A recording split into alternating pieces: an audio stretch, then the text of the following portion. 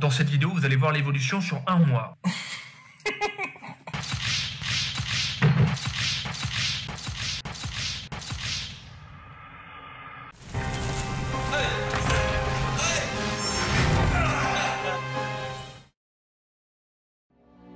Babetjo. Votre nouvelle quête, si vous l'acceptez bien sûr, sera de partir à la rencontre de Pigeonnade, le roucouleur des Sédames. Cette fois-ci, pas d'énigme, ni de bilbezés en tout genre.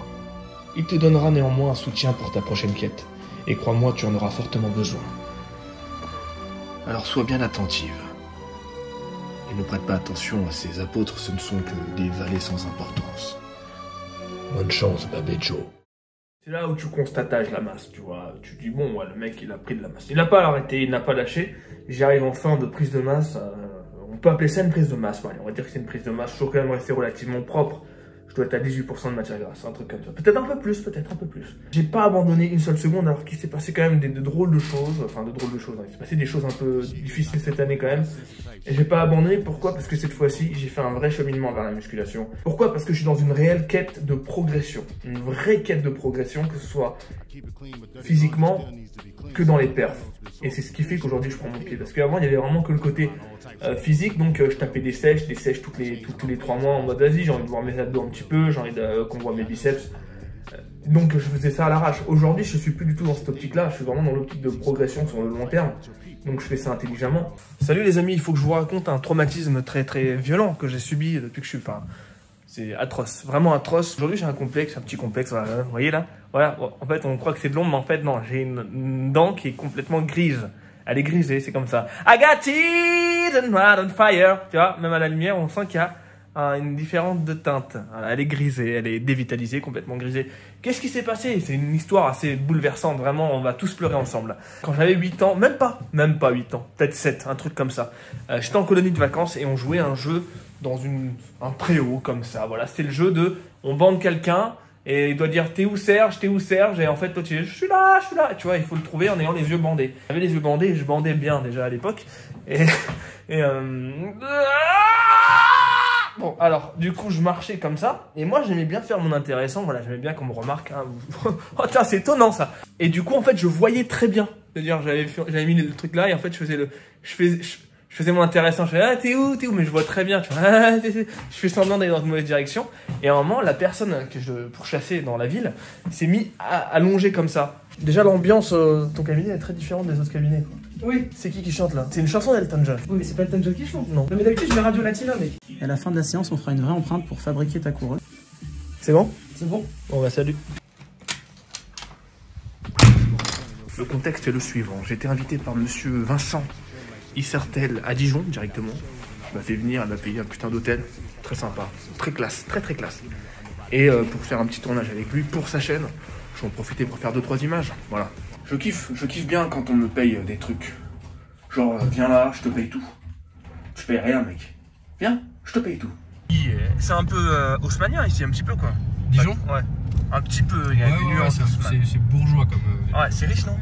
Ouais, c'est assez riche. Ouais, c'est pas mal. La Côte d'Or, c'est assez riche. Tu vois, il y a Beaune, je sais pas si tu connais aussi. Tu sais, toutes les villes viticoles, tu vois, où il y a du pinard. Tu bois beaucoup? Non, je bois quasiment pas. Tu vois, sur le sol. Et moi, j'ai fait ah, t'es où comme un voilà. Et en fait, j'ai fait exprès de marcher dessus, me laisser tomber par terre. En mode, ah, je suis trop rigolo, regardez-moi. Je suis tombé de tout mon poids bandant comme ça, bam, sur la dent, ici, là, bam, je me suis cassé les dents, donc hôpital directement et tout, c'était vénère. Et j'avais une dent, voilà, il y avait plus de dents pendant un petit moment ici. Et en fait, avec le temps, cette dent-là, bah, à chaque fois, elle se teinte de gris, parce que mes dents, à côté, sont relativement blanches, tu vois. Il y avait 2 solutions, c'était soit faire des facettes, mais mes dents sont pas hyper adaptées aux facettes, soit faire une couronne. J'opte pour la couronne. J'ai un ami d'enfance qui est dentiste et qui m'a dit viens, je te mets une couronne, mon roi. Il m'a dit ça. Je te mets une couronne, mon roi. En fait, j'ai dû la rendre plus petite pour recevoir une nouvelle couronne. Faut qu'en dessous, pour que ça ait la même taille que ta couronne, il faut forcément réduire ce qu'il y a en dessous. Ouais, naturellement. On est un mec du Moyen-Âge. Ouais. Pourquoi je te prends les dents du bas, l'empreinte du bas? C'est parce que le prothésiste, quand on va fabriquer ta couronne en haut, il a besoin de savoir comment les dents du bas s'articulent avec les dents du haut. Ouais, sinon, comment va ton frère? Ça fait longtemps que je l'ai pas vu. T'as des nouvelles un peu? Parce que je sais qu'il est plus là, enfin, tu vois moins qu'avant. Ah, c'est pas mal, hein. Après, j'ai toujours un petit souci là, parce que ça, c'est notre dent qui s'est cassée, tu vois. Mais celle-là, elle est nickel maintenant. Un complexe de moins. Pour moi, la vie, c'est maintenant, hein. C'est pas plus tard. C'est-à-dire, si on a des trucs à se faire refaire, faut pas attendre d'avoir 70 ans et être sur le point de caler. Je vous mets bien sûr les contacts du dentiste dans la description. C'est un ami. C'est un ami. Tue-le! Ce mec a tout compris. Ça va rester un peu obscur avec le rideau, c'est dommage. Oh, le mec a tout compris, mon gars. C'est la visite en direct sur téléphone? Ouais. C'est la deuxième marque japonaise après Yamaha que... Ah, c'est Yamaha numéro 1 et après, il n'y a plus rien, mec. Je suis obligé de dire ça, je suis désolé. Ouais, je l'ai vu ce film avec ton sauce, là. Et tu m'as vu dedans, alors? T'es dedans? C'est moi qui me prends la porte de placard dans la gueule dans le Ah commissariat. ouais, ça commence à me parler maintenant. C'est un peu la scène John Wick. Ouais, c'est la même scène que Alban dans Taken, je sais pas si tu vois. Alban, il est dans s'est Taken? claqué la gueule dans l'ascenseur, ouais. Dans le 1. Ah ouais, je me rappelle plus. C'est comme ça qu'il commence.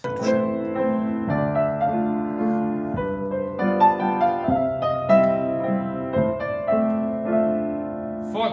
C'est pas grave. Bien sûr, on va faire une sèche là. On va appeler ça une sèche quand même, mais il faut afficher un très beau résultat. Donc je vais devoir passer par cette case-là. Mais ce qui est sûr, c'est que ensuite je reprends progressivement vers une surcharge progressive jusqu'à atteindre vraiment une limite. Là, on est au 8e mois et je vais faire 4 mois de dégraissage. Je vais appeler ça une sèche dégraissage parce que la sèche, c'est un truc où tu manges beaucoup moins vers la fin et tout. Tu manges plus de glucides et tout, c'est hardcore. Vitesse, avec les hanches. Des hanches. Encore. 5, je sais pas le sol. Nadenomok. Encore 2. De la vitesse. 3. 8. Tu ne le lâches pas pour la 10e. Tu pars en épaulé, ça touche pas le sol. Hop. Voilà. Allez, 2. Les premières, ça compte pas. Hein. Non, mais tu rigoles ou quoi? Mais absolument pas, mon gars. T'es un enculé. Allez. Je voulais pour l'interview, moi. Arrache-toi. Arrache-toi. Ah! Vous faites fou! 6. Lève les coudes, sapristi. Burpees. Tu les ressors maintenant. Mais tranquille. En gros, tu vas me la tripler comme jamais.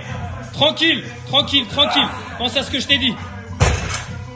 Pense-y fort. Tu verrouilles.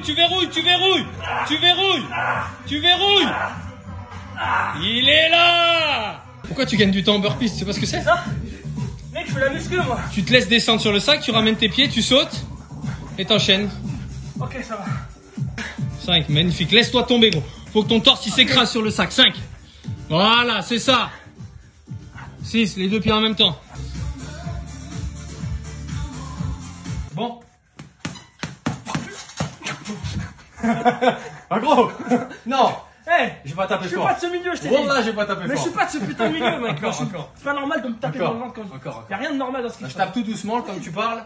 Greg, demain. Tu es faible, Greg. Allez, là! On m'a dit qu'il fallait que je communique autour de mon Instagram parce que sinon les gens n'allaient pas venir sur mon Instagram. Venez sur mon Instagram, je publie énormément dessus. Je montre ma progression jour après jour, je donne des conseils. Je parle avec vous, on s'éclate putain sur Instagram. Venez merde. On prendra bien un peu de